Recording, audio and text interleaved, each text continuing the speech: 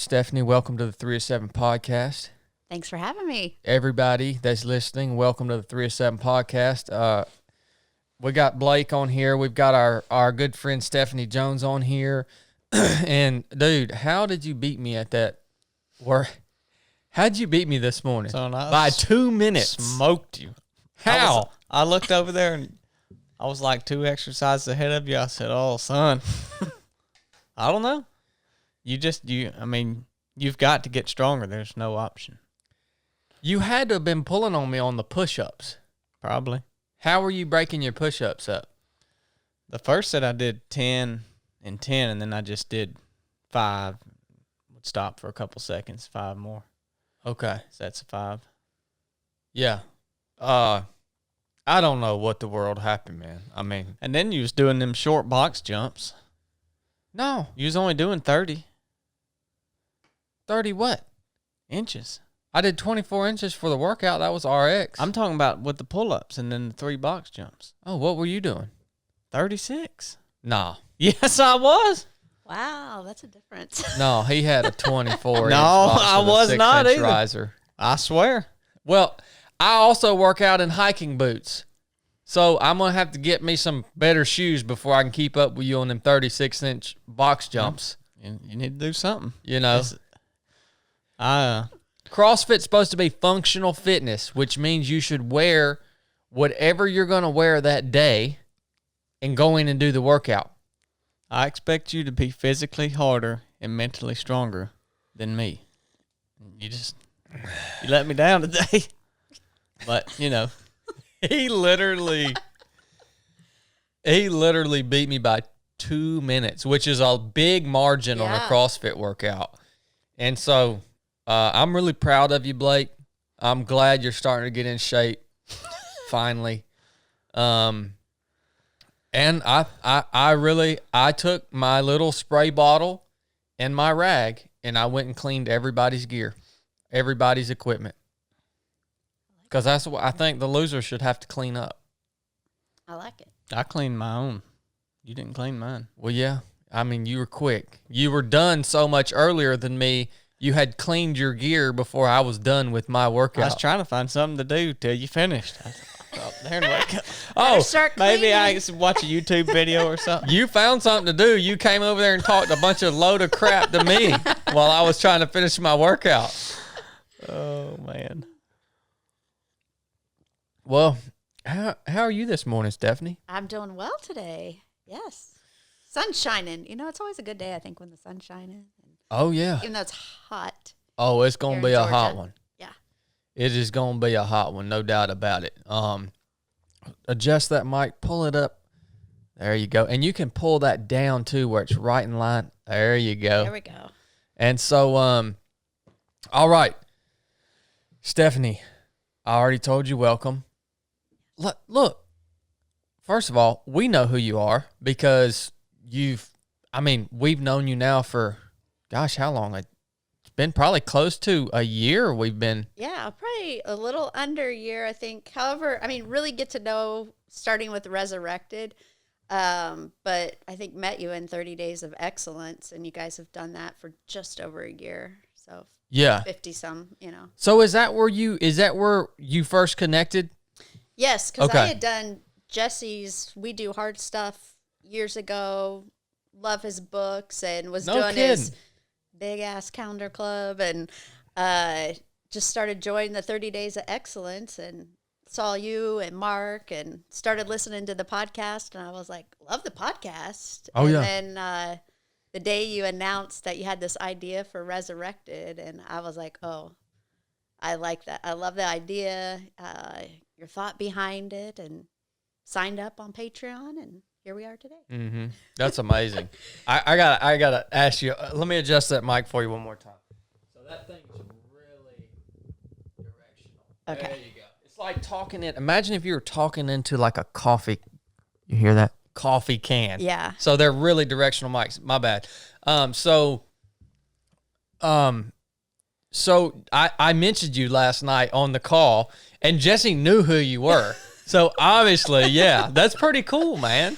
You know, I think when you have, like, my Instagram handle is giving_gal, and Jesse's one of those types. I think I was one of the first 10 people to join We Do hard stuff years ago. And he just engages with people. You know, you give back, I get an idea, you shoot it on Instagram, he follows up. And so he's very relational. I feel like if you're relational with him, and I'm just a person that's like, I don't know, you find commonality. Plus, he's very philanthropic and giving, and yeah. So you are obviously, you just said you're an author. You're known. You're kind of, your brand is known as the Giving Girl, right? Giving Gal. Giving Gal. Okay, the Giving Gal. You've done some. You speak. You're a speaker. You've done a TEDx talk. I want to hear about that, by the way, because that looks like a pretty high pressure scenario. Every time I watch those, I was like, all right, these people have put a lot of work into preparing for this talk right here, and it's a short time span that you have too. Yeah, right? I think they give you, I think it's like max 18 minutes. I think mine was 12 or 13, but the most difficult talk I've ever given, and probably one of the scariest things I've ever done in my life, was walking out on that stage. Yeah. It looks like a high pressure scenario. Yeah. I don't think they'll ever invite me to TEDx. I'll tell you, I don't think I'd make it through. You apply. You can apply. Can you really? Yeah. You can apply. I've always wondered how that's worked. And I got to just ask you, I mean, how did this journey, first of all, what is the mission and how did it start? Sure. The mission for me is me, one person, looking to make a difference in one other person's life each and every day, and then challenging other people to do that. So way back in December 2010, I read a book called 29 Gifts by Cammie Walker, and she struggled with MS, depression, and somebody recommended to her, like, what would happen to your life if you stopped focusing on everything that was wrong with you and your problems, and you looked outward? And, you know, like, how could you basically give a gift to someone else? And so she started giving flowers, and she went on this 29-day journey, which I can't remember what the 29 days represented. For me, I'm a big goal setter. The new year was coming up, and I was like, what's something that would stretch me? I don't think 30 days of giving or a month of giving would have stretched me. What if I set a goal to give a gift every day for a year? And so that's what I did. And I can't remember why, but I started a little blog that was called The Number One, Making a Difference. And every day I just looked for, I don't like to call it random acts of kindness, but intentional acts of giving, because you do have to be intentional of looking for ways each and every day to take action to help somebody. Yes. And you have to pay attention. And so I started that journey on January 1st, 2011, and kind of documented my gifts just to kind of see what I was doing. I put it out on social media. I tracked the impact. It was just incredible of, like, all these things that started to happen, and the gift ideas, but also, I don't know, like, I started to see, like, courage and fear come up in giving, and we don't think about that. And I don't know, it was just a cool journey, and I went 522 consecutive days. And my journey sadly ended on 523, and took a break. I just was kind of tired of, that was the other thing it taught me, is I'm a hard charger. Go, go, go, give, serve.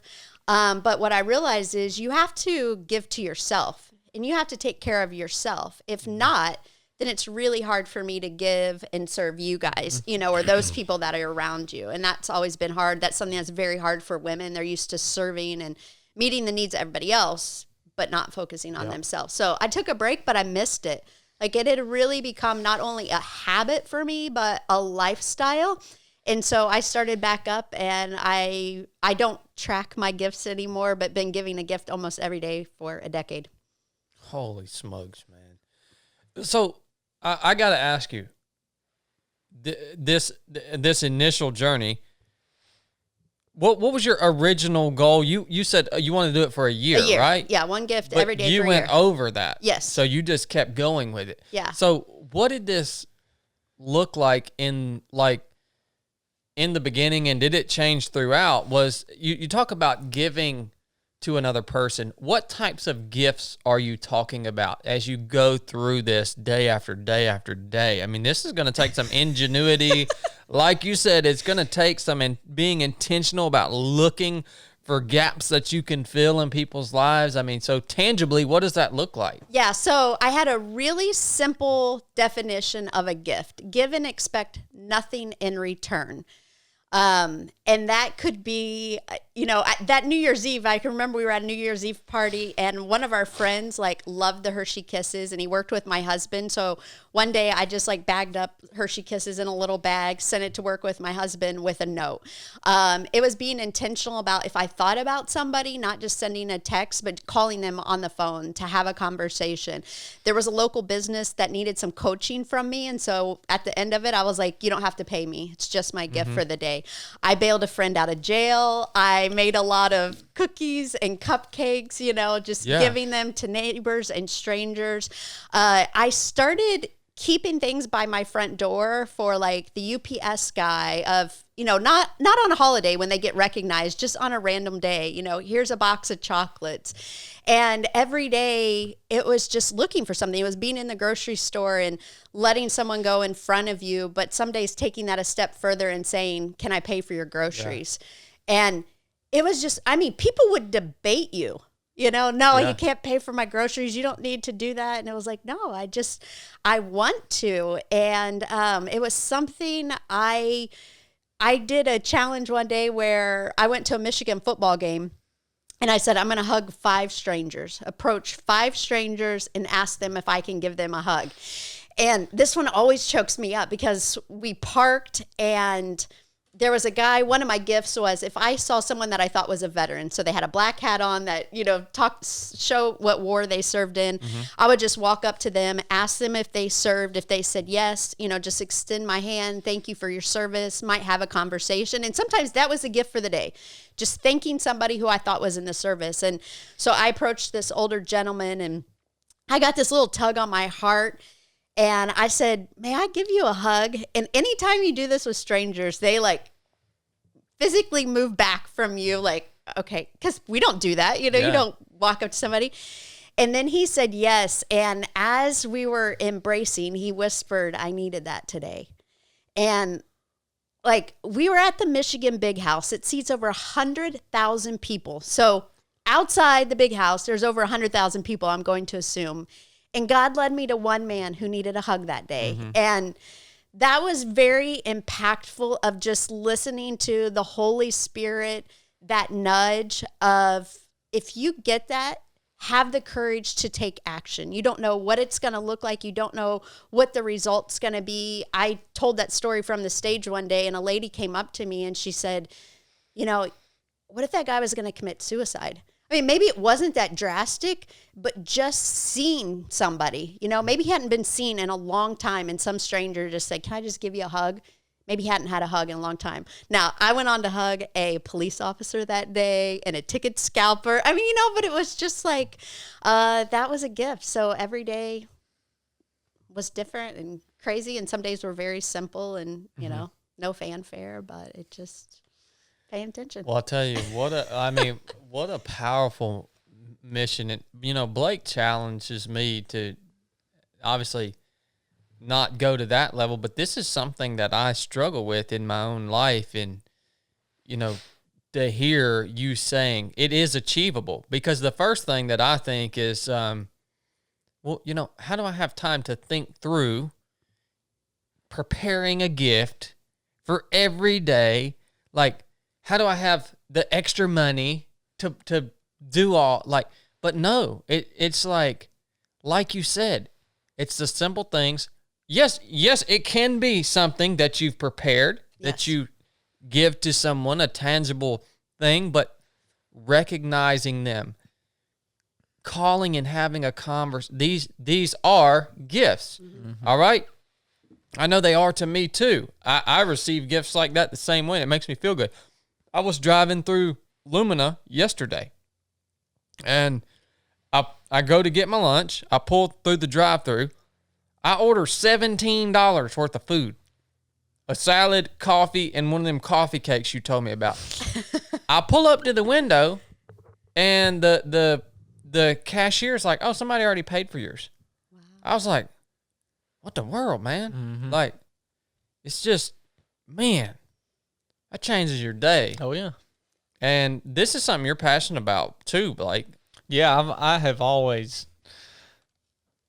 tried to do the same thing. It just as far as, is there one person that I can make their day better just each day? Whether it sometimes for me it is just a text, hey, I think you're doing great at this. Some days it's a call. Some days I don't do it. But I mean, this is always, for years and years, I've always thought, and that, it kind of fluctuates. Something just like you said, right. Kind of get on the ball with. That's what I challenged them to do. Chad and Chili, a month or so back, is just to focus on, just pick one person each day and think, what can I do to make their day better? And it makes a big difference. And not only your life, but their life, that should be the focus, is giving of yourself to them. And like you said, this is something that's came up a lot in the past week or so. But if someone's trying to give you something, if you're on the receiving end, don't rob the giver of the blessing of giving it to them, because you might think, oh man, this is a lot of work for them and I'm just tying up their time. They could be doing something better. But if someone's offering you that, they really want to do it for you. Like, it doesn't matter if it's money, if it's time.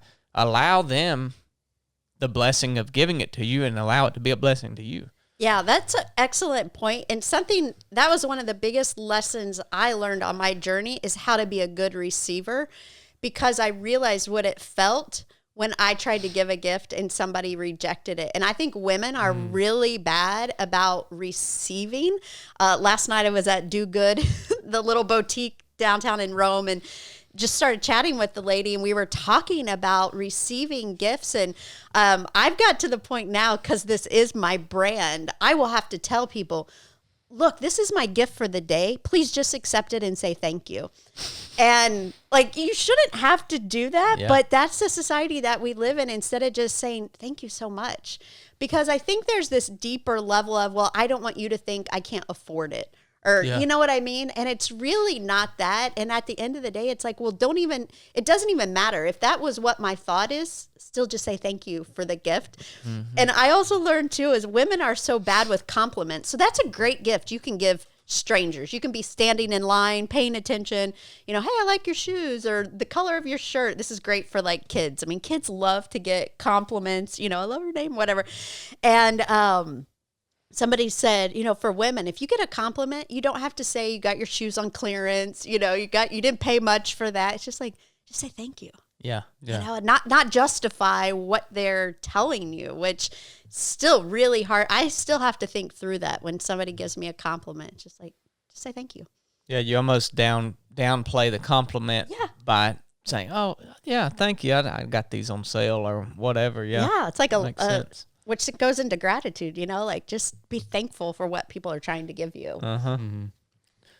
And, we didn't talk a lot about your childhood and stuff, Stephanie, because I'm so intrigued with this mission that you're on. I wanted to really spend the majority of the time on this, and I want to hear now just some of your testimony on how this mission of giving to others, how you have seen it change you as a person, and how you have seen it change other people, on a large or small scale. Sure. So yeah, if there's any stories that stick out to you on either one of those ends, I want to hear them, because I think it's important to understand the power that is behind this activity and being intentional about doing this. Yeah, two stories stick out to me. One was I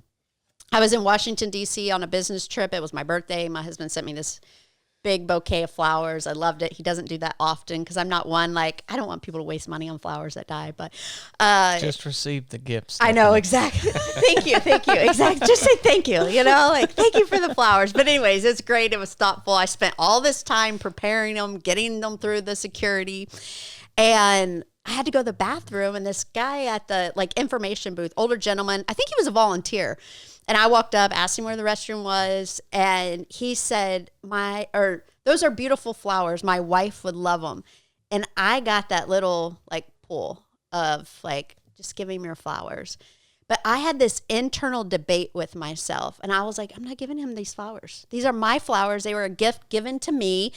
I walked to the bathroom, set them on the ledge. I literally said a little prayer, Lord, don't let somebody steal my flowers while they're out there. I was holding so tight on this physical thing. I walk out. The guy I was traveling with, who happened to be one of my best friends since kindergarten, is still talking to this gentleman. And I walk over, and he made another comment about the flowers, and I just extended my hand and said, here you go, take them. And he was like, no, I was just complimenting you on your flowers. I was like, no, take them. And then I explained my giving journey, and he took them. And that was a really big lesson of how we hold tightly to material things in our life. I justified it as that was a gift for me. That was mine. There was no way I was going to give it away, when I knew exactly when he said those words, that should have been my immediate response, was giving them away. And so I learned that over and over again, where if I had a scarf and somebody said they liked my scarf, I would take it off and give them. If I had $1 in my pocket and somebody needed money, it's not like I used to hold on to those things. This is my hard-earned money. It's mine. And so just to give freely, because at the end of the day, it's not ours. And that has been so freeing, though. When you can change your mindset that it doesn't matter. It is just material stuff. And Chad, if that scarf's going to bring you joy and you love it, okay, I've been wearing it for a year. Let it bring you joy. And it's a huge mental shift, though. It's very, very hard, and especially for money. I'm very frugal. I'm stingy, and so that's one thing that I constantly have to work on. But I also go back to is I've been working since I was 13 years old. I will always make more money.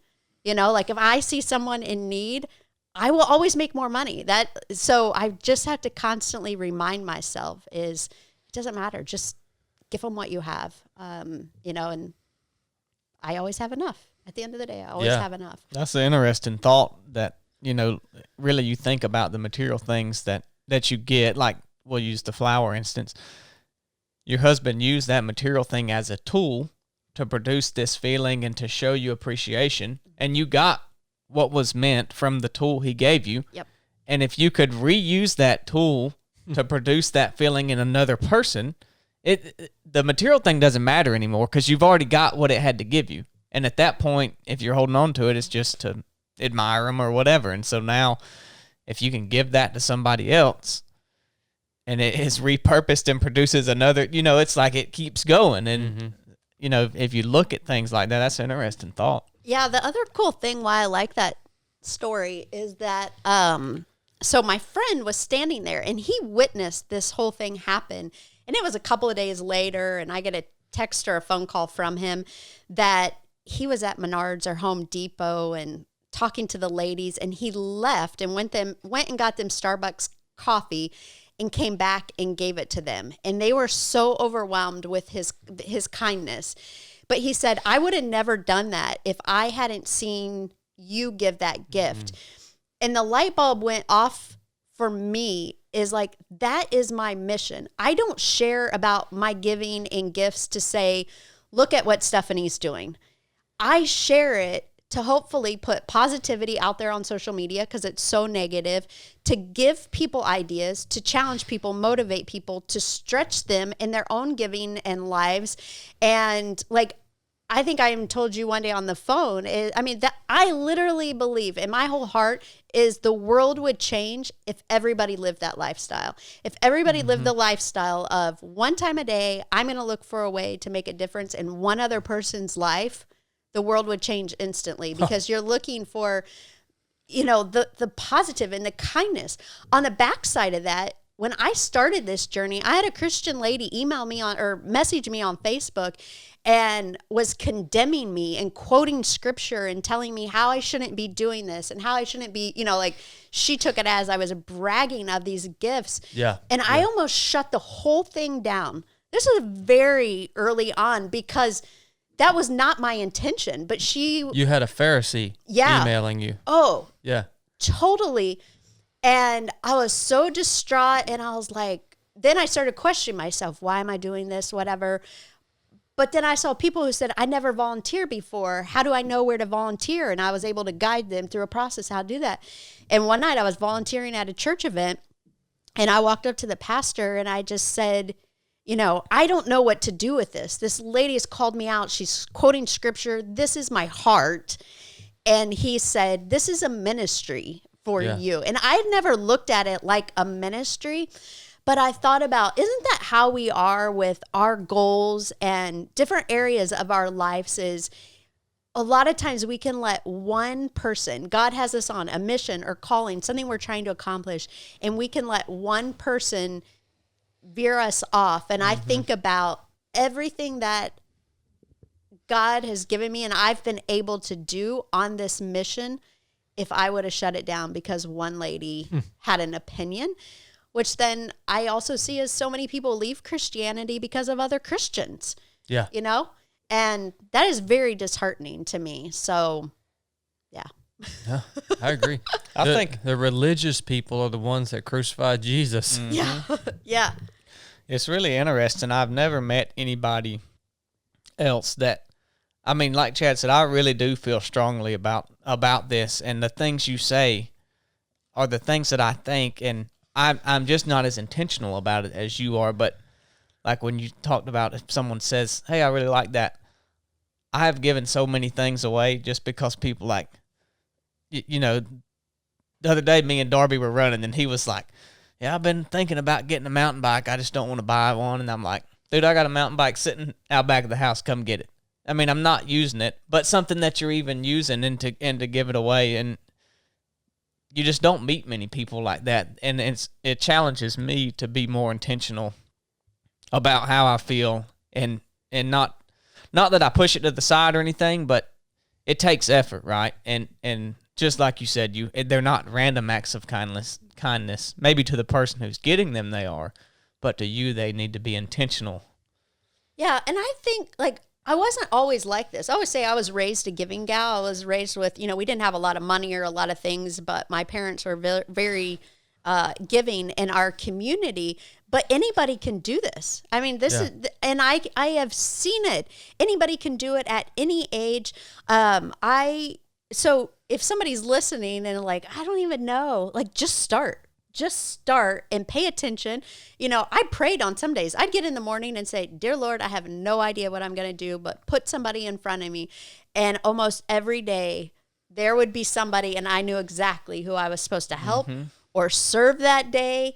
And I gave a talk one day, and a year later I came back to that same event, and an older lady, probably in her 70s, came up to me and just said, "I took your challenge, and here's how my life's changed over this year." And I'm thinking, it's never too late. It's never too late. You can be in your 70s and be listening to this and go, "Oh, I've never been a giving person," or "I've never paid attention to the people around me." And you can start. I did a book club at a senior center, and this guy said, "I've read your book 3 times because I was never taught this." And he was probably a millionaire. And he just said, I kept reading it, thinking about how I could start now so late in life, which is why I'm on a mission to make sure that parents and teachers are teaching their children about giving, because a lot of times it is learned. You have to see it or you have to learn it. And he opened my eyes to say, oh, wow, you can be very wealthy, you can be successful, you can be an entrepreneur and own your own business and have a great life and know nothing about giving and philanthropy. Oh, 100%. Yeah. Yeah. So there's an example of how you've seen your mission change someone else's life. Yeah. That is powerful. I'll tell you what, this is racking my brain, son, because I am not good at this. the phrase "blessed to be a blessing," I don't know if it's in the Bible or if people have just said it, but I've heard it. And to me, that's what I can always think of is like, you're blessed to have these things so that you can be a blessing to someone else. Not, I mean, you think of everything that you have, your time, any material thing, it should all be liquid. Like if it ever comes to a point to where it just stops and becomes solid or stagnant, then you've done it wrong. Like it needs to be flowing. You've got it for a little bit, you give it to someone else. And if people would grasp this, like you said, everything would change. Yeah, it really would. It would. Yeah, it would change society and culture literally in an instant if everybody could grasp this. I agree 100%. And thank God you're on this mission to do this and send this message. And that's one thing I wanted to ask you too, Stephanie. Like, at what point in this journey did you decide, okay, I'm going to start talking about this. Like, I'm going to start speaking about this. I'm going to start seizing the opportunity that I have to share, and even go on to now you've written 2 books, and I only know a little bit about that effort it takes behind that, because we had our first day yesterday. And I'm like, wow. So at what point did it dawn on you that, like, man, this is it. This is God's purpose for my life right now?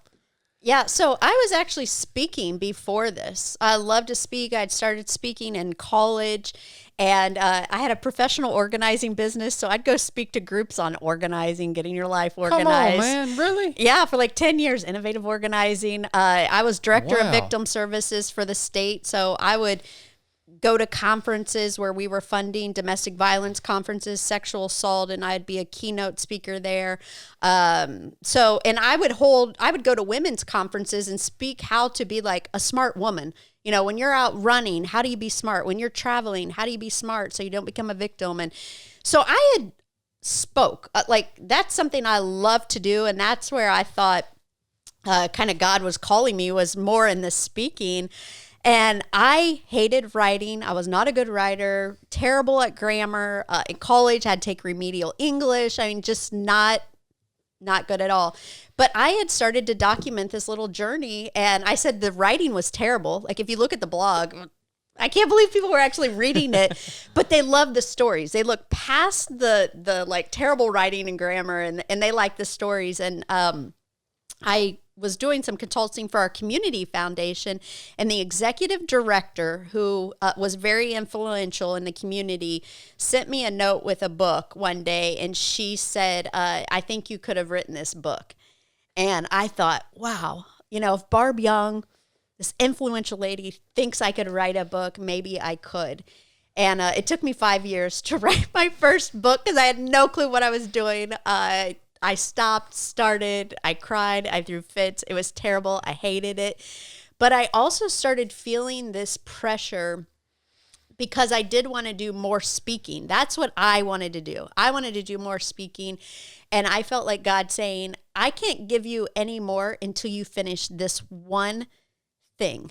And I battled. I mean, it was a battle for 5 years to get that first book out.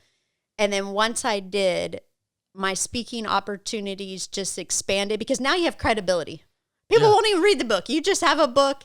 Now you have credibility. You're an expert in giving, and that's what led to TED Talk. And then it was like I became this author and writer, and the floodgates open, and I couldn't stop writing. And it's been such an incredible, I don't know. That's a transformation is what that is. Oh, 100%. But it's like, that's how God gets the glory at the end of the day. If I would have said, oh yeah, I took creative writing, that was my major in college, and I'm sitting here talking to you about writing a book. Yeah.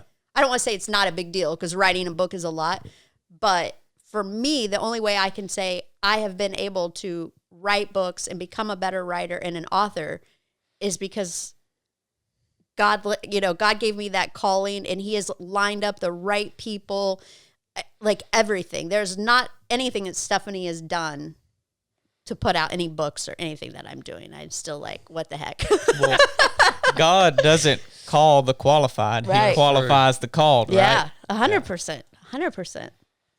Well, I want to ask you specifically about your books because I know that, you know, I mean, a 5-year-long project to put something out, you know, what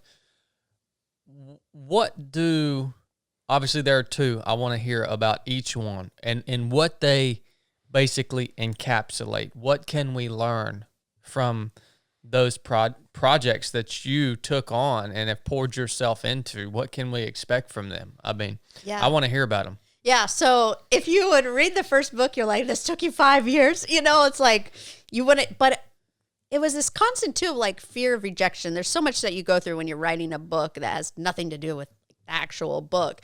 But I think they're more like a chicken soup for the soul of short stories, every day, something I experience personal, that teaches people how to be intentional about giving, things that you can look for in each and every life. And then at the end of each day, there is a giving challenge. It's called the Giving Challenge.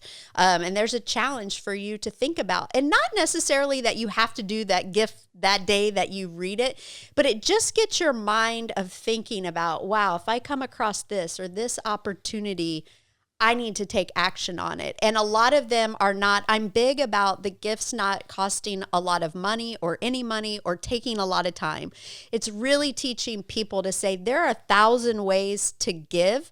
You just have to pay attention and be intentional. And so that's the first little book is just 40 stories, 40 giving challenges. And the stories I get back have just, you know, like, okay, this is why it's out there. And so should that book be read day by day?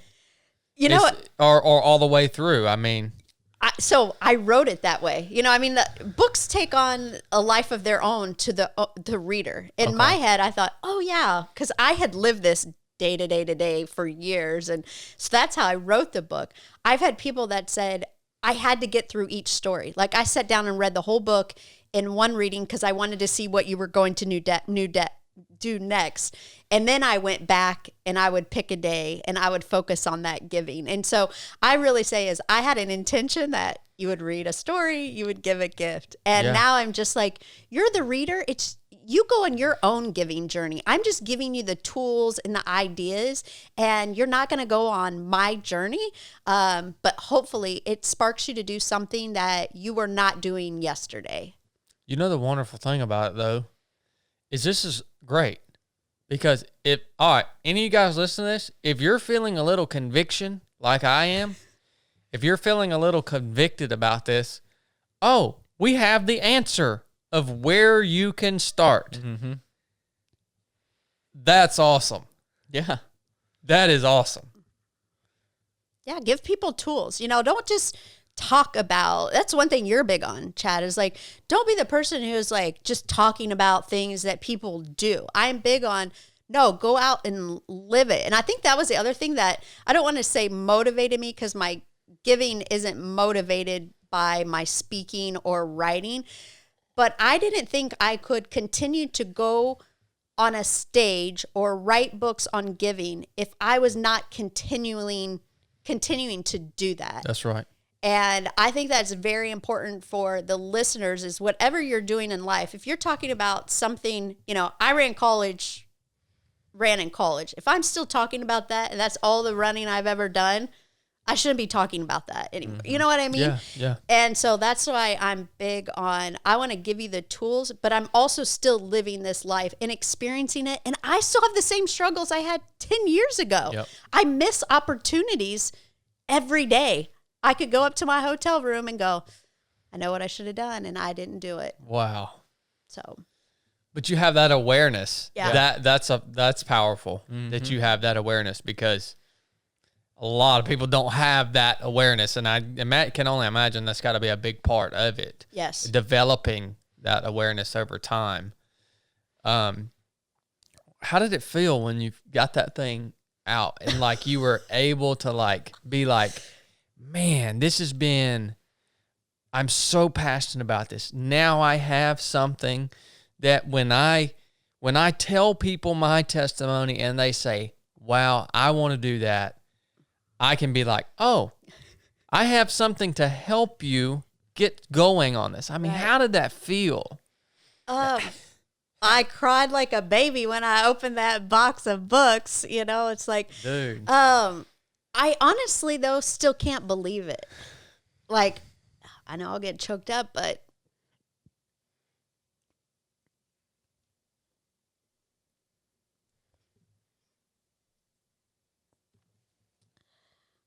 writing and like school was very hard for me. 6 months before I came out with my book, I found out I was dyslexic and had struggled all my life. But I said,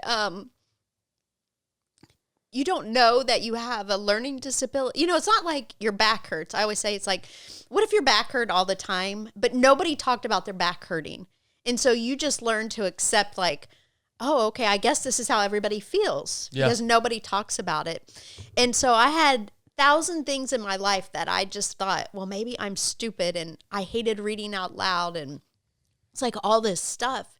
And so for me to go from like not being able to read and write very, very well, like I didn't read books in high school, you know, I'd skim it, read the first and last chapter, to go like, wow, like God has turned me into an author, and to be able, and for me, like, I think that's even bigger for me, is to tell people like, don't let your disability or your ability, you know, your special ability, like those should never be an excuse or to hinder you for what you're trying to accomplish in life. You know, it may take me much longer, a lot more effort. You may have to have people that help you. So every time like somebody sends me a message, like I read your book and it changed my life, or a guy sent me a message the other day and he said, I train volunteers to help with at-risk youth, at-risk youth. And I always recommend that they read your book before they start volunteering. And I'm just like, wow, okay. You know, like my writing isn't crappy. Like somebody's still reading it and they're recommending it. So anyways, yeah. That's amazing, man. What an amazing testimony, and a lot of lessons coming out of that. And then so the second book was, how did that feel as far as the process goes, and what drove you to write that? Yeah, it was much easier because I feel like I'd figured out all the parts and pieces that before I didn't know what I didn't know. It wasn't like I had friends who I knew had like right now writing a book is very prevalent. You can go find somebody to help you. But when I started, it was not. I just felt like I was out in this world and I had to figure everything out, which now that was actually a gift, that I had to figure out all those parts and pieces for myself and not have somebody do it. So the second one was much easier because I had all that done. But it's called the Gratitude Challenge because that's what giving taught me. The more that you can be grateful for what you have, which goes back to the physical aspect that we were talking, is if I'm just grateful for the clothes in my closet, I don't need any more. And if I don't need any more, I can take that extra money or whatever and I can give it away. Or with that scarf, when I gave away that scarf, guess what? I probably have 30 scarves in my closet. Like, and so what I learned was there was this big connection between if you're grateful, you can give more. And when you give, then you become, like, it just created this cycle. And wow, I had started practicing like gratitude, just writing it down years before. And I saw that change my perspective of life. If I could start my day and just write down 5 things I was thankful for, and then being intentional through the day of looking around and going, I'm having a bad day, but the sun's shining out today. It may be hot. I'm not going to complain about the heat. It's sunny out. You know, like when you can start living life of swapping your negative thoughts for your positive thoughts and then being intentional throughout the day of gratitude, again, I saw that change my life. And I had all these little stories of how gratitude in difficult times and easy times and fun times changed my life. And I thought, okay, other people can learn this, but it's not as simple as just sitting down and writing it. You have to train yourself to pay attention, again, about paying attention to what's around you, or looking for the good and the bad. And so I started going back through my gratitude journal and just paid attention to what was going on and started to write those stories. But in that book, I felt like something was missing. You know, like, Stephanie, all your stories seem so positive. Like, some days it's easy to find gratitude when you're having a great day. And I started looking at people in my life who went through challenges. One of my coaching clients who had a daughter killed in a car crash. My friend who had a son diagnosed with autism. A lady that I met on social media, actually through Jesse's first group, who had struggled with addiction. All these people had something in common, is they practice gratitude. Even in the most difficult things in their life, gratitude was very, very prevalent. Really? And so I went to each of those people, I think it's 10 or 11, and I asked them, I said, would you be willing to share your story in my book? Because I wanted somebody to pick up that book if they received the diagnosis of their child has autism. Here's somebody that's been through hell and back, but this is how she used gratitude. And that's, I'm grateful for the diagnosis. And here's somebody's daughter that was killed in a car crash, you know, and so that for me became very, very powerful. And to hear those stories come back and somebody say that specific story helped give me perspective of somebody in my life that is dealing with this or going through that. So, that book's maybe more special to me because of some of those stories. Well, I'll tell you what, I never would have connected the fact that gratitude actually increases your ability to give to others. I never would have connected that. Well, that's a great way to explain that, because we have talked a lot about being content. And some things you should be and some things you shouldn't be. But really, in reality, you should never be content. You should be grateful for the things that you have, and you shouldn't be content with where you're at. Like, you want to move forward, but be grateful for what you have. I liked our conversation we had, but I didn't ever feel like we really conveyed the right, didn't explain it well. I think I kind of understood it in my head. But the word that was missing was grateful. Right. You don't need to be content with what you've had. You need to, that's like, oh, okay, I got it. I'm good. But you need to take it a step further and be grateful and say, thank you for what I have, not be content with what you have. Yeah. And when you're thankful for what you have, if you're thankful for that, why do you need more?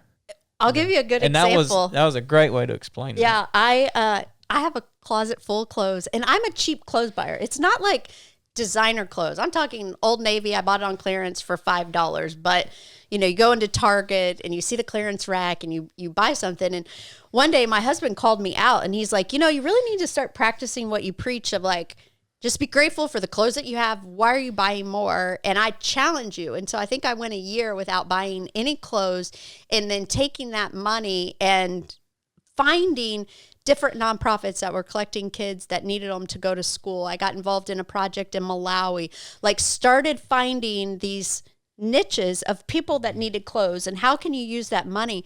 But you talk about that mindset shift. I mean, I can't tell you how many times I would walk into Target and it was like my body just veered over there, and I had to stop myself and say, why are you even going over there? You don't need anything. Or I would go to do an event, and every time I wanted to do an event, I always thought I needed a new outfit, to speak. And it was like, no, you don't need a new outfit. You have 10 dresses in your closet. Just be grateful for those 10 dresses. Be content with what you have. And then guess what? There are people who literally have no clothes. That's how we are with guns, Stephanie. I know. Look, I'm doing this giving challenge with Brooke. I'm going to go through Stephanie's book. I'm going to do it one story at a time, and I'm going to do this with Brooke. I just made up my mind. You're going to do it for her or with her? With Y'all her. are going to do it together? Yes. Yeah, we're going to do it. I mean, it's going to be right up her alley. Yeah. I mean, it's right in her wheelhouse. But it's going to take some intentionality for me. But I'm just thinking, this is something that me and her, we could sit down and read one of the 40 sections of the book together and then execute the next day and have something to talk about. Yeah. I mean, and you want to talk about building new stories. I mean, all the stories that she just shared of how you've helped somebody else and, lessons you can share with other people, and it's endless. The impact of it, Yeah, I really need is. this in my life. 100%. It's so easy for me to walk around and feel just stretched thin. It's so easy. And this is a way to recharge, intentionally recharge yourself. Yeah. It really does give you energy. I mean, that's what I said is my definition in the beginning was give and expect nothing in return. Oh, you'll get something in return. Yes. You're not expecting it, but I can't tell you how many times, like, I probably felt better, more joy when I gave something to somebody and I know what their reaction was, or I got a surprise, whatever it was. And, and it's just paying attention. You talk about, like, it improved my marriage because I started paying attention to my spouse and what their needs were. I looked at the giving that I was doing for friends and family members. I'll give you an example. My friend's little boy just turned 5 or 6, and I saw a picture on social media, and he had this surprised look, like, and I looked at, what is he so surprised about? Like, what is he so happy about? And I zoomed in on the picture, and it was dinosaur stickers. And my friend has a little devotional called Dinosaur Devotionals. And I thought, I'm going to get him that little devotional book. Like, if he is so excited, and it's just paying attention to those small things to go, yeah, there's probably a lot of little kids' devotionals or Bibles, but what if I got him something that he is going to love right now? That's, and so it's paying attention to that too, is in your gift giving. If you're thinking about the physical gift, not just buying something, like paying attention to the people around you. What are their needs? What are their likes? And to me, that's what's like been fun also. Well, yeah, because I find myself, for me, what I like, if someone tells me like, hey, you're doing good job here. The word, I don't want to get into the love language thing, but like the words of affirmation, that's what I like. So I find myself wanting to give what makes me feel good to other people, but really everybody's different. Some people like to receive some kind of material thing, and, so everybody's different. And so to your point of that story, to pay attention to what everyone else likes. They may not like you to just say, hey, good job. Like, they might appreciate it, but it's not really going to touch them. So to pay attention to, especially people close, what really makes this person feel appreciated, and to do that for them rather than just what you like, Yeah, I think too, that reminds me of like, when you talk about what the expectation is on a gift, give and expect nothing in return, you cannot put an expectation of what their reaction is going to be. So I got my husband tickets for Michigan football. It had been on his list. I was so excited to surprise him. And he literally was like, oh, thanks. Because that is his personality. I was so disappointed because I'm thinking if somebody would have done something like that for me, I would have just went bananas. And I realized like, oh, when you give a gift, you can't put the expectation of they're going to say thank you or what their reaction is. Yeah. You just give and go, I don't care. Wow. Like, that is not on me to put that. And that's a hard lesson to learn. Look, I am convinced I need this in my life.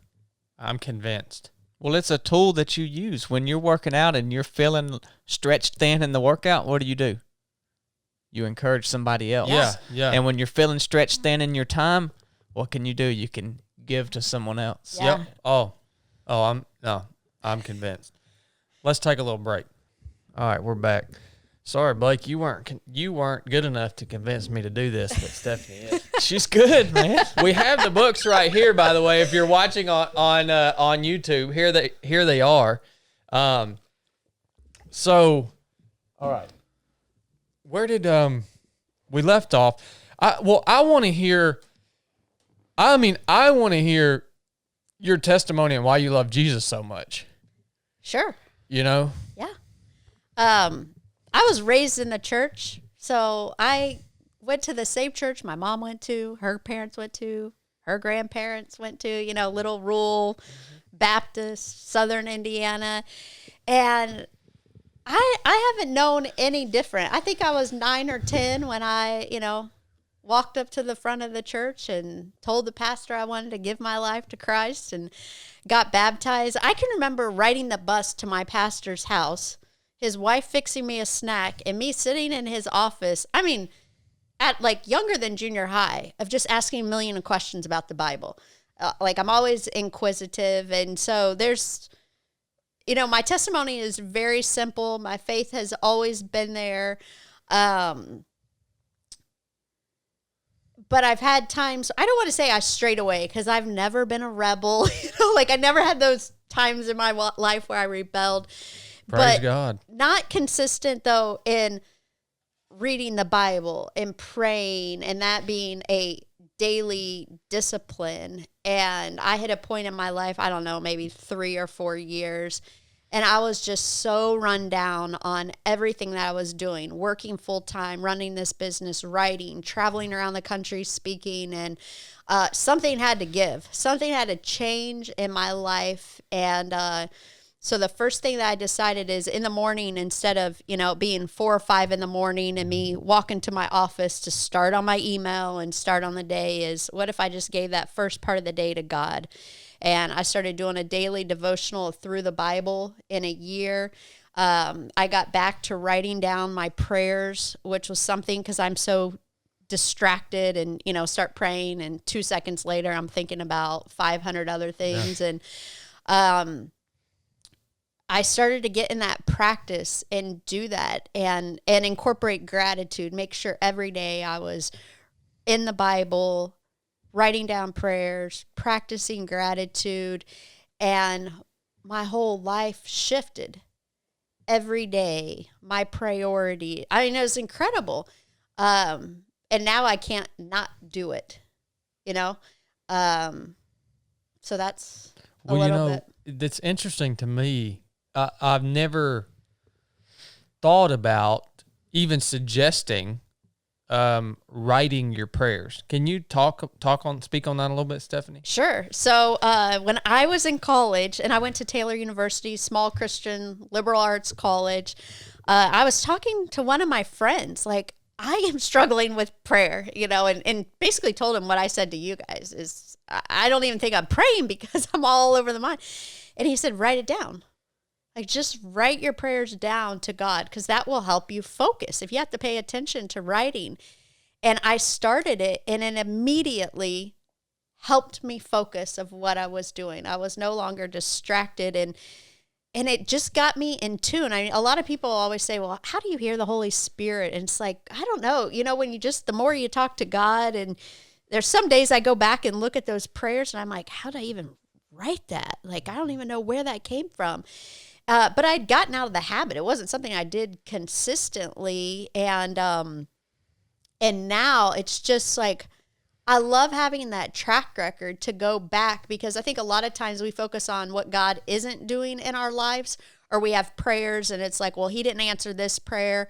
But when you can remember and you can see the prayers that you've prayed and go back and go, oh, wow, God's doing a ton in my life, or that didn't happen, but this is what came about, then you start to see how really powerful and impacting in his life is, because we forget about all these things. And that's been life-changing. And is that not awesome, Blake? Have you ever thought of doing that? Caitlin does that. For real? Yeah, she writes all. I've never even heard of nothing like this. She's got 2 or 3 journal notebooks full, and they're just full of prayers. Huh. Yep.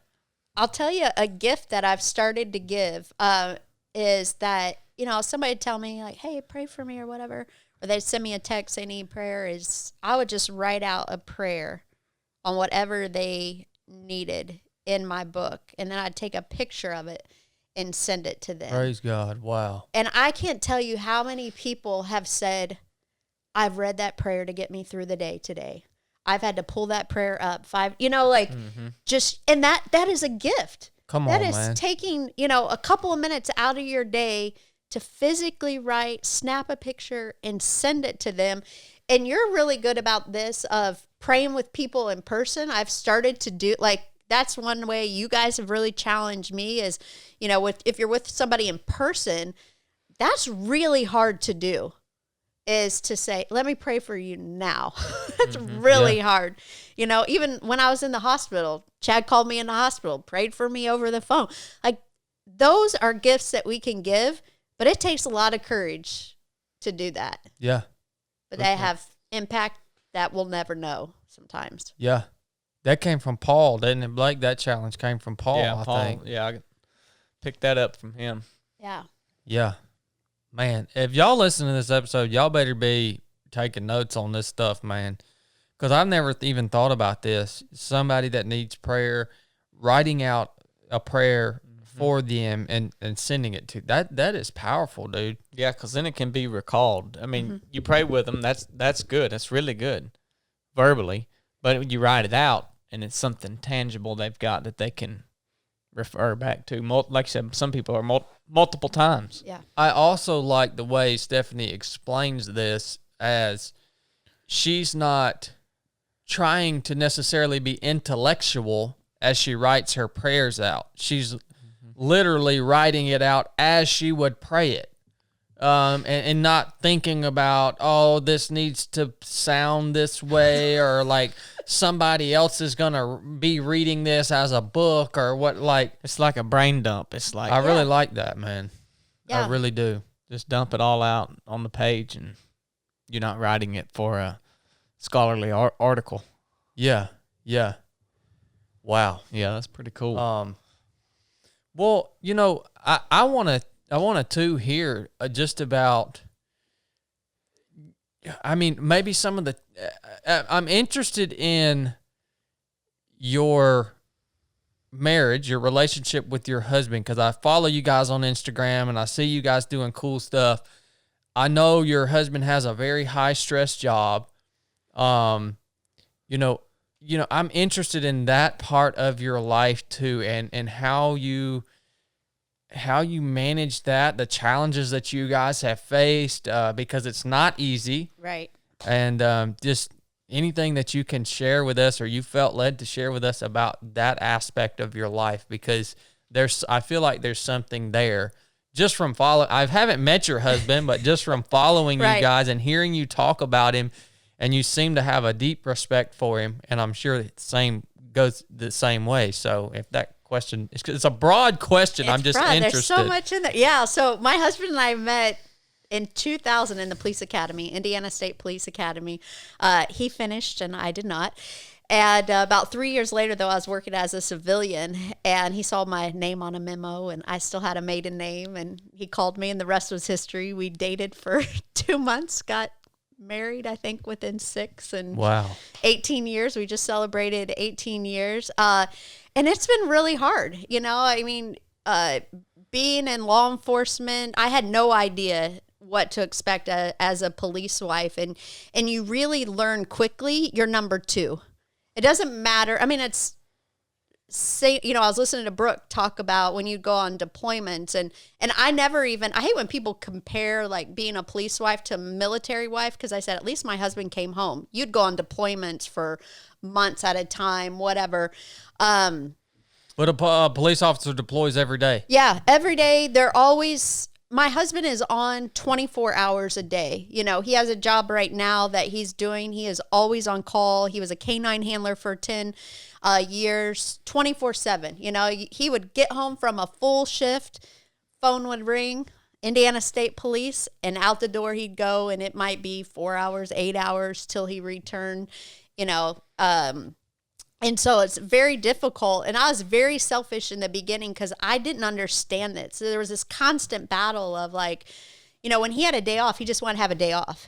Not that he didn't want to spend it with me. He just didn't want to do anything, so wore down, and the shift work. And I don't know, it was bad for a while. And within 6 months, his best friend and partner was shot and killed in the line of duty. And my husband had just transferred And so that really hit our marriage hard. And my husband decided to take a transfer, and I wanted to stay where we were at. I liked our life and our church and our gym and everything.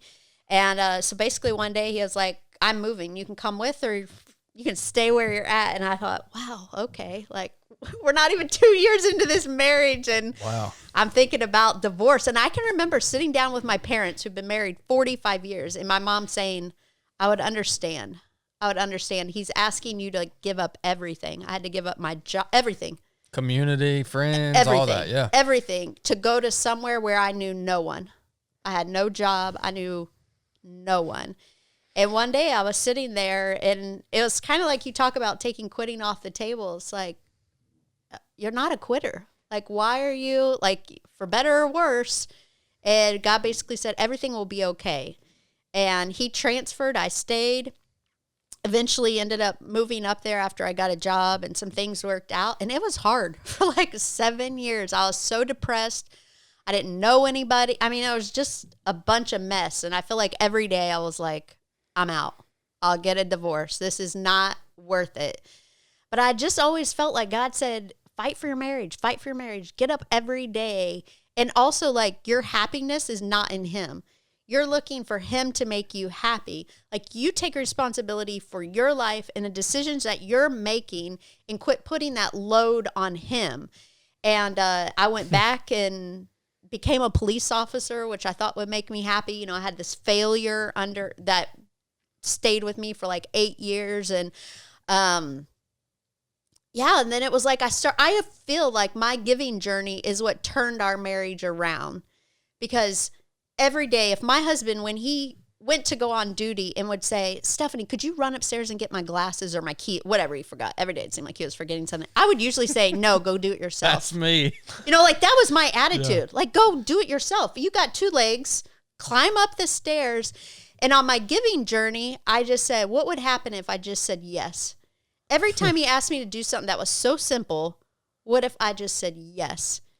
And I started doing that. And then I just started paying attention to like one day he bought these 9/11 socks that he just loved. And I went out and bought him 5 pairs. So he'd have one every day for work.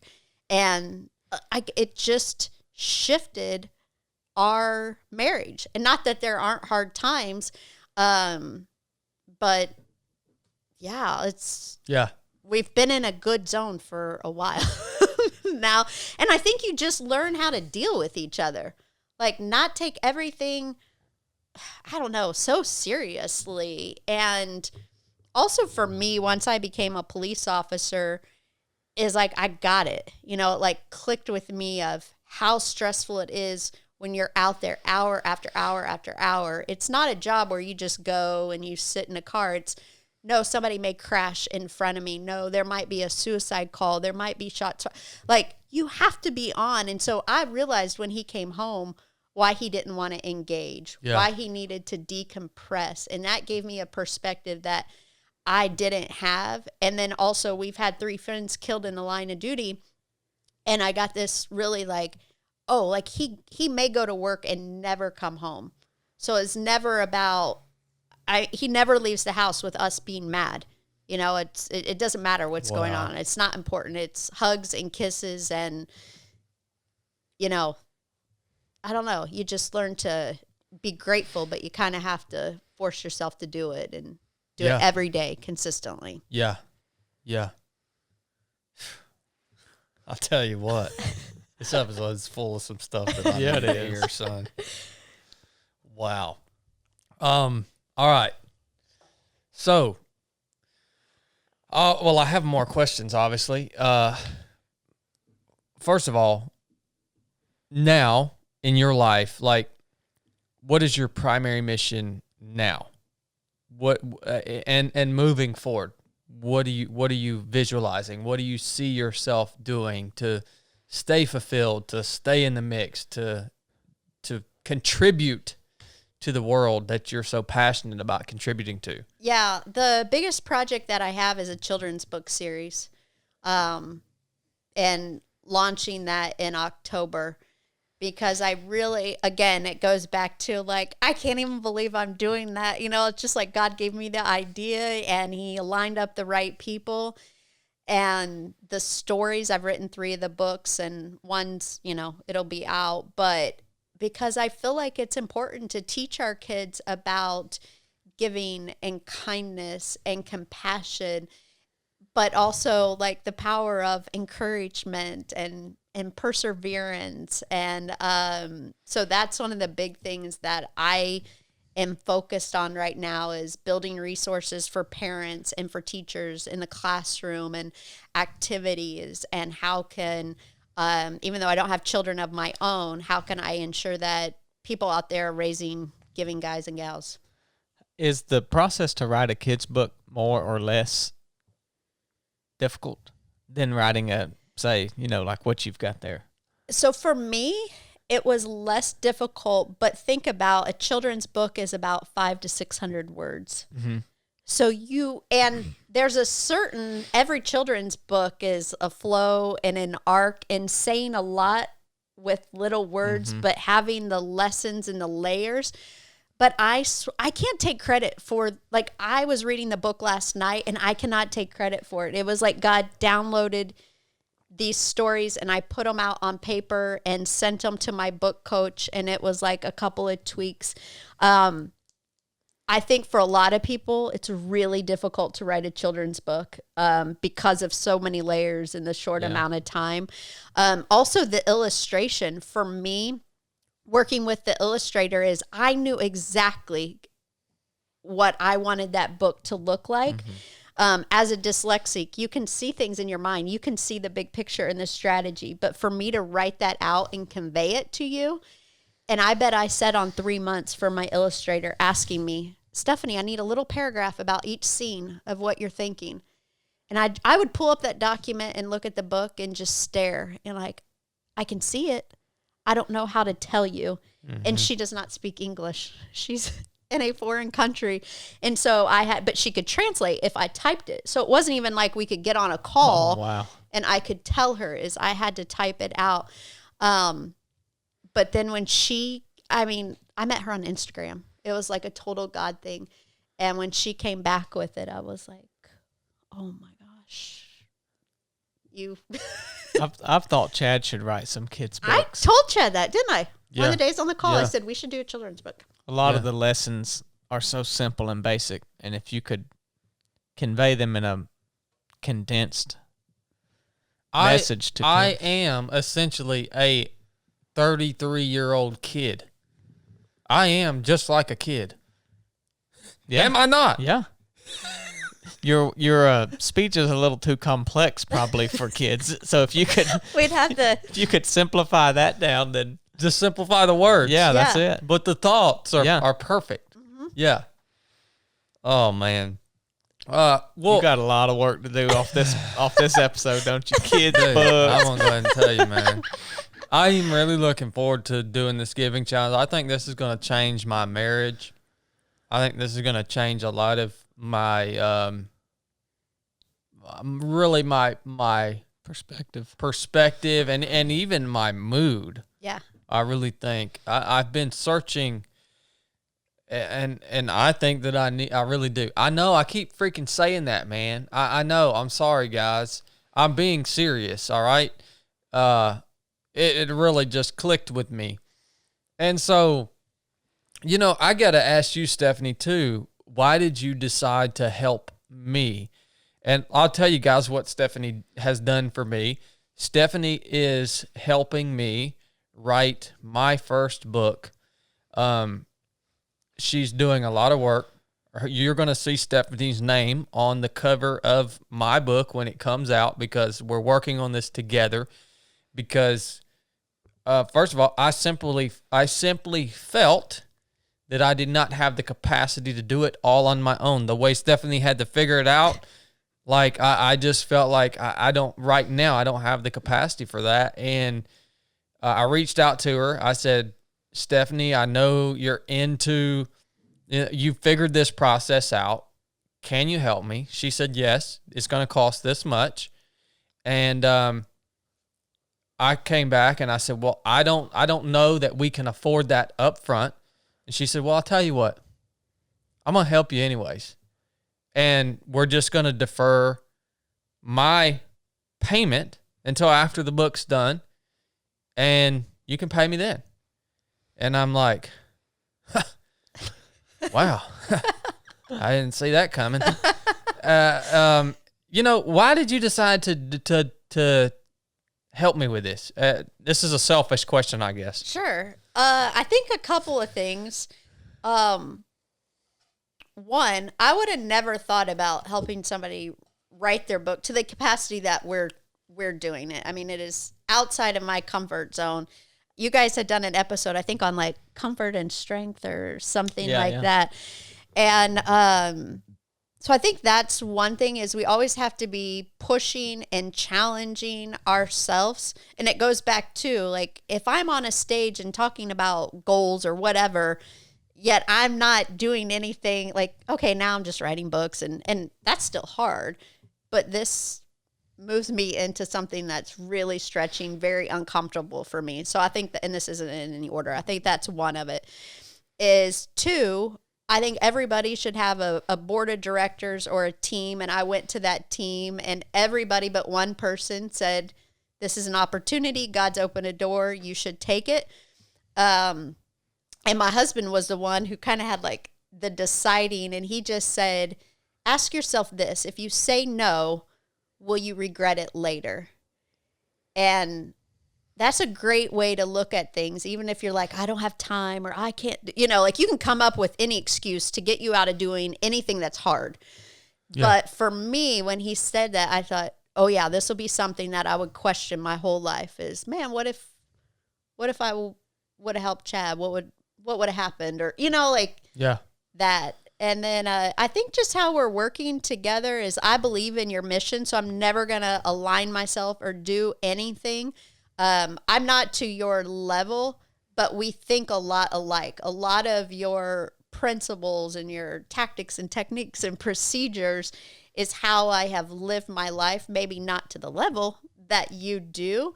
And so for me, it's easy to understand what you're putting out there and why it is so needed in our society today. Yeah. And then I think finally on the money thing is, I asked myself the question is, would I do this for somebody else? Am I just doing this for Chad, or would I do it for somebody else? And I was like, no, I looked at my career and my business, and it's not something that I would just do for Chad, so those are a couple of reasons. Yeah. Yeah. Well, I'll tell you what, I'm extremely grateful for the opportunity. And we sat in here for a long time yesterday and got a lot of work done. And Blake walked in here, and he said, it was probably about 3:30. And he said, well, Stephanie, you're obviously the right person, because there ain't nobody else that Chad is going to sit in this office with and do this with. Uh-huh. There ain't nobody else. And see, I didn't even know. I mean, this is the first time we've got to spend time together. And so, we're both coming into this blind like, well, we're going to give it a shot, man. We're going to see how we work together. And, man, we got a lot of work done yesterday. We got a lot of work done. And I think that's a good point, is like, another reason why is you were okay that I had never done this to this capacity. So I've helped people through the book process and coached them, but they've always been doing their own writing and everything. What we're doing is so different. And I think sometimes if that other person is willing to show you grace and take risk, and that up front, you set that expectation up front as, hey, this might not be perfect. It might be rocky. We're going to learn together. But you both know that, and you set that expectation. And I think that was the other thing, because I had a lot of fear about doubt and self-confident. And I just know how you are and your mind works and everything. And you gave me that ease to say, yeah, like, we're both going in this, and we'll figure it out together. Yeah. And that helped me to say, I think, yes, too. But we were very productive yesterday. Really. I mean, really we were. And it's just a great... it's a great yesterday was a picture of even entrepreneurship as me and Stephanie are sitting in here doing this work. And, you come to the realization time after time after time as an entrepreneur that the only way anything's going to get done is by you sitting down with your team and getting it done. Mm-hmm. And yesterday was an example of that. It's like, man, like I think when we finish this project, I'm going to be just like you were when you opened your first box of books. It's just going to, what an awesome piece of your legacy and a project. And I'm so excited about this, but like everything else, you come to the realization, if you want to do this, ain't nobody going to force you to do it. Mm-hmm. I don't work for anybody other than Jesus. I work for him. I serve him. But any man, I'm just in that position now.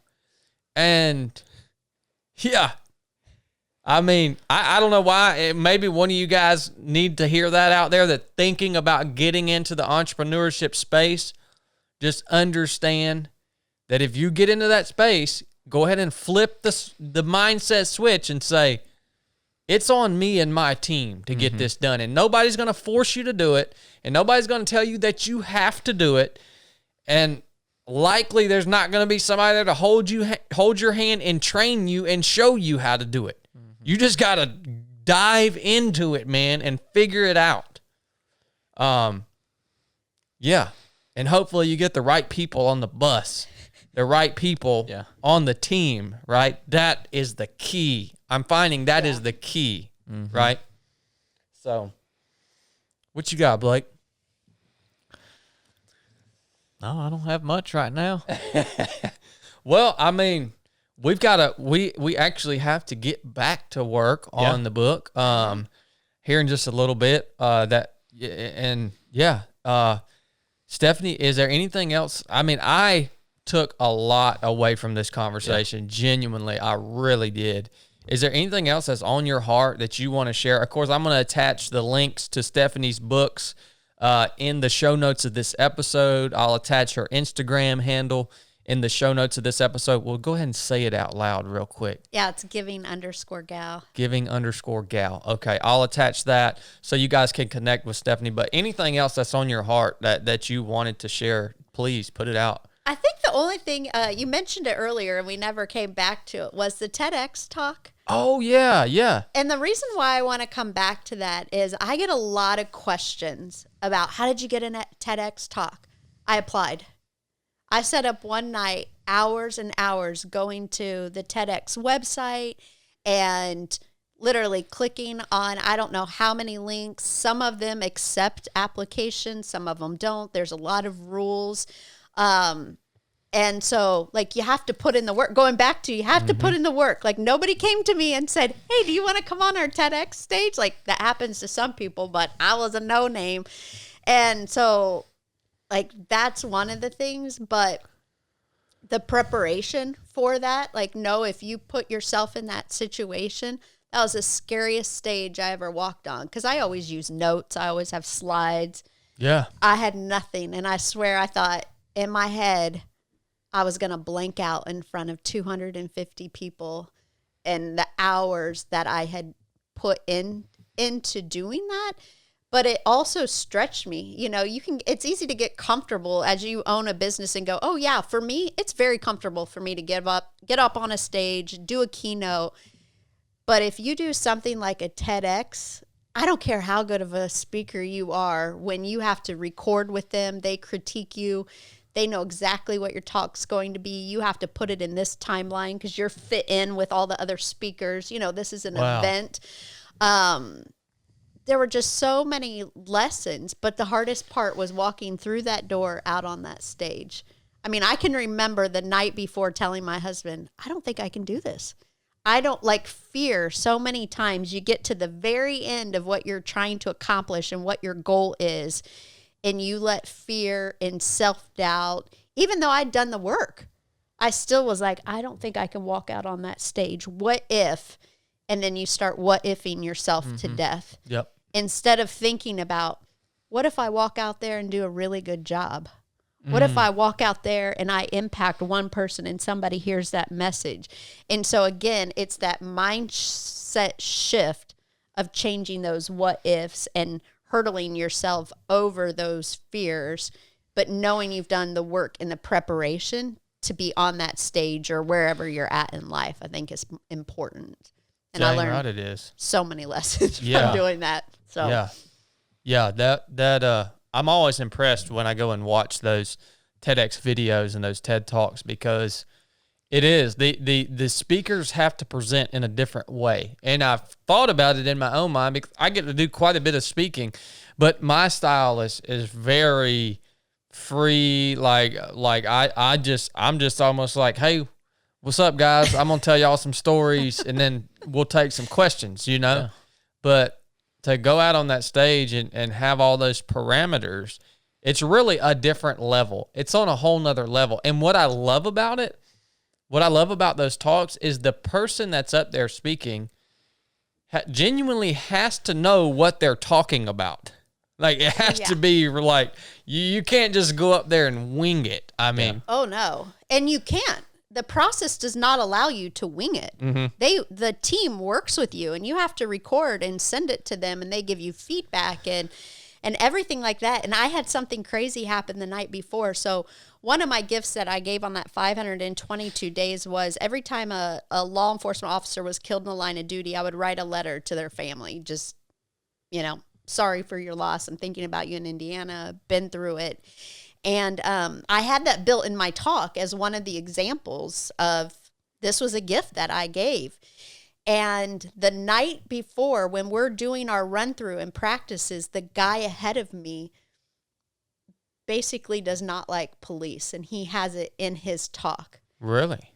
And I'm thinking, oh my gosh, like I got to go behind this guy on the other side, and talk about I'm a police wife and we've had people literally shot and killed, protect, you know what I mean? Yeah. And so that got in my head a little bit, but I went up there and he changed his talk because he had never looked at it from our perspective or from the life that we were living. No kidding. And came up to me and wanted to have a conversation and had a conversation with my husband. And so you always have to be prepared for the unexpected too in that situation. Yeah. But knowing that your message, stand on your message and what you believe in. It would have been really easy for me to take that 10-second, 15-second out because of what he was doing. And like, no, this is part of my message and my story and what I do and what I'm standing on. Yet it influenced. I didn't let his negativity influence me. What I said influenced him. And I think that was an important lesson that dang right it is. I learned in that moment. Yeah. Yeah. And you do a podcast, Stephanie? Yep. Giving Your Best Life. Okay. Awesome. Is that on Apple and everywhere? Okay. Everywhere you can find podcasts. Awesome. Nice. How do you like podcasting?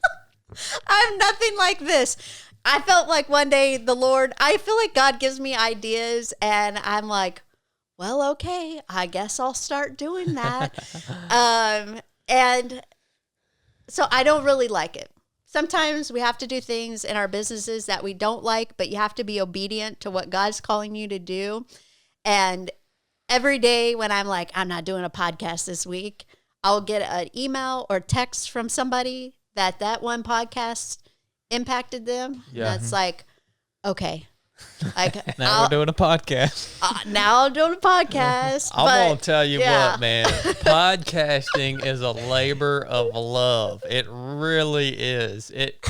Yeah. I mean, and to me, not to go down the whole rabbit hole of podcasting, but to me, it's something that takes years to grow into a place where you're actually enjoying it. I mean, we've been doing this show, Blake, for 2 years. Yeah. Wow. Maybe a little over 2 years now. And Dude, I was talking to Brooke last night, and we were talking about the podcast because all you guys that listen are awesome. We have, no kidding, like, we don't get even a quarter of the downloads that somebody like Joe Rogan gets, right? But the people that listen to our podcast are like the best people on earth. It's unbelievable how many people take the time to share these episodes and to comment and just engage. And, we've got the best audience. Oh, yeah. But it took so long. And so now I'm just have really gotten to a point where I say, man, I really like this, but it's because of the audience. Right. Is really what's driving it. The audience is driving this show. Yeah. And I can remember back, it was last winter, and it was deer season.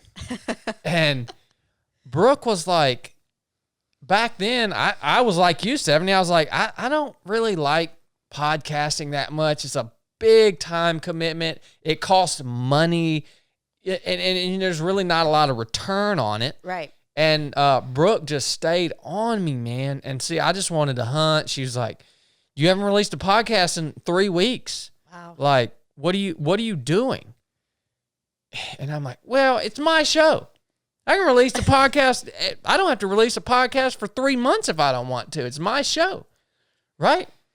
But she stayed on me, and because of that, we continued on. And now it's become probably one of, if not my favorite thing that we do virtually, right? I mean, but again, the audience just drives it so hard, man. I mean, you guys that listen are freaking awesome. So thank you guys for tuning in. Thank you, Stephanie, for pouring so much into the audience. You guys reach out to Stephanie. Again, links to her books and to her IG will be in the show notes of this episode. I'll probably put a link to her TED Talks in there too if she wants me to. And yeah, man, so awesome. Yes, I appreciate you coming on, Stephanie. And, you being the giver that you are, you brought this. And while Chili's not here, let's document what you've gotten for him. I brought chili oatmeal cream pie. I'm lucky that I didn't eat these on the way down. Like, so good. I wanted to get you donuts. Something Blake will get a gift at sometime when it's right. They didn't have the donut sticks, but I was like, oh, chili. I drove chili nuts, I think, at the Mid-State Mile. He got so irritated at me at once, I think. And so I was like, I gotta. He's going to be like a racehorse chomping at the bit to get down here and get them. That Jugger will peddle some oatmeal cream pies on the side. No, but seriously, thank you for coming on, and we get to spend another 2 days with you, so lucky us. Yeah, exciting. Lucky me. All right, guys, this is the 3 of 7 podcast. Enough said.